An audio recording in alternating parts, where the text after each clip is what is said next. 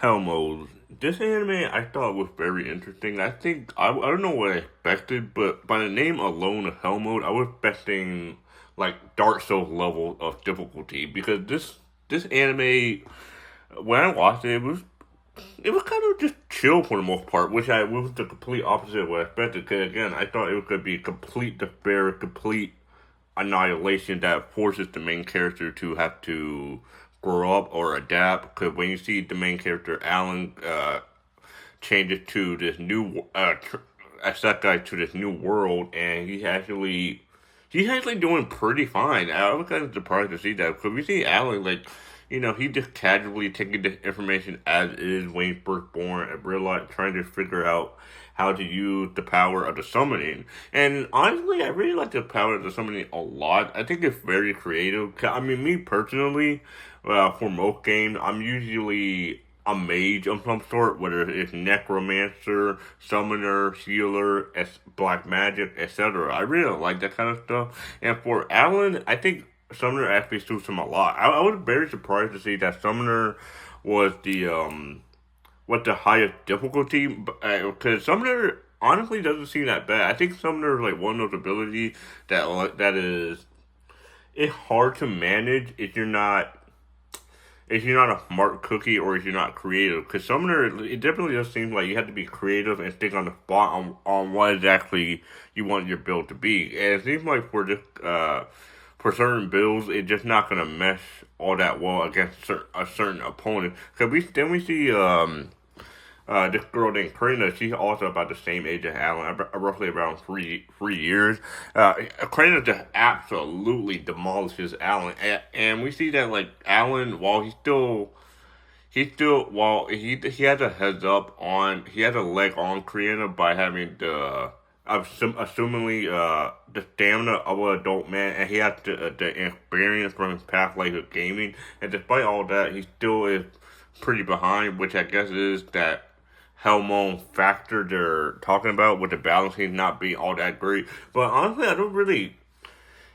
That's not really a bad trade off. I mean, having the power to summon while having terrible balancing. I mean, that's not the worst deal in the world, especially considering that like so far they're in a peaceful time. I mean, with the family, all that other stuff, they don't seem all that bad, and it actually seems quite wholesome, quite peaceful. And I'm kind of very again, I'm kind of just very surprised how simple it is for the moment. Like I really liked the episode a lot. I thought it could be like dark, real fast, but it's really sweet and wholesome. I was very surprised to see. Cause again like the entire episode. I was expecting, oh, this is where the fountain gonna die. This would I kept on trying to predict it, but it just never happened. And I was like, oh, okay. I was pleasantly surprised that it was a nice change of pace where the character isn't like he isn't forced to grow up. He isn't forced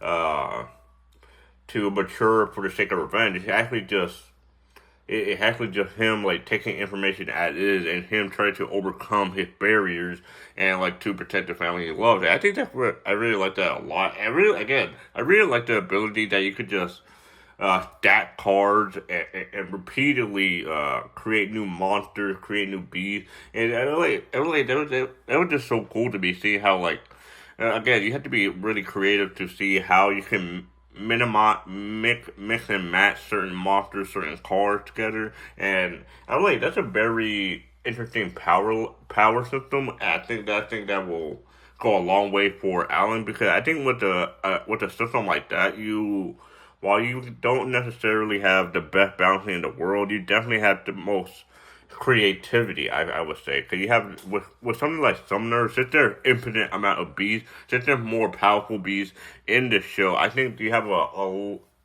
wide range of options at your disposal. Meanwhile, if you're someone like Krena, you can still be strong, but you're just mainly relying on your agility and your lung power. While Alan he has like a lot of other options that you can choose from. I'm just very curious to see how Alan tackled this because the serve them doesn't really seem all that bad. Like he doesn't necessarily have to be.